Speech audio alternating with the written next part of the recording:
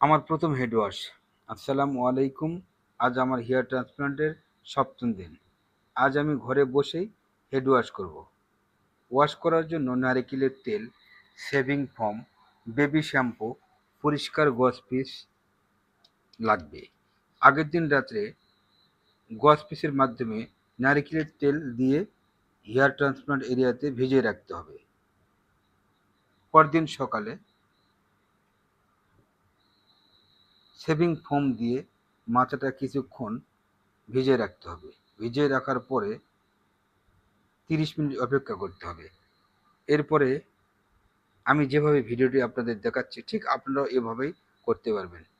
এটি অবশ্যই shaving foam হতে হবে, ট্রান্সপ্লান্ট এরিয়াতে লাগাতে হবে। আমার যেহেতু সামনের অংশে, আমি সেহেতু সামনে লাগিয়েছি। এরপরে সেটি পরিষ্কার করার পরে আমি বেবি শ্যাম্পু নিয়েছি। বেবি শ্যাম্পু নিয়ে মাথায় আলতোভাবে আবার গজ কাপড় দিয়ে সুন্দর করে চারদিকে লাগিয়ে রেখেছি 2 থেকে 3 মিনিট। লাগানোর পরে আমি সাধারণ টেপের পানি ইউজ করেছি। আপনারা ইচ্ছা করলে স্যালাইনের পানি ইউজ করতে পারেন।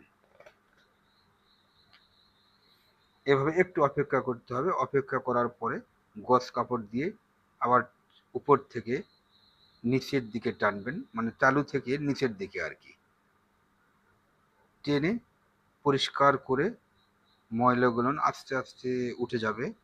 আপনারা ধৈর্য সহকারে সেটা করবেন। খুব জোরেও চাপ দিবেন না, খুব ধীরেও দেবেন না, মিডিয়াম পর্যায়ে আর কি। স্লাইড করে স্লাইড ভাবে সুন্দর করে টানতে হবে যাতে করে ময়লাগুলো উঠে আসে। এভাবে কিছুক্ষণ পরিষ্কার করলে দেখা যাবে মাথার স্কার্ফগুলোর সব উঠে চলে আসছে। একটু ধৈর্য সহকারে দেখবেন। আমার মূলত এই ভিডিও করার উদ্দেশ্য হচ্ছে, যারা ডাক্তারবাবুর কাছে গিয়ে ওয়াশ করার মতো সময় পাচ্ছেন না, বাসায় বসেই হেড ওয়াশ করবেন, তারা ঠিক আমি যেভাবে করছি আপনারা এভাবেই করতে পারেন। এতে কোনো সমস্যা নেই। খুব জোরেও চাপ দিবেন না, খুব ধীরেও চাপ দিবেন না। বেশি জোরে চাপ দিলে হয়তো বা গ্রাফগুলো উঠে আসতে পারে।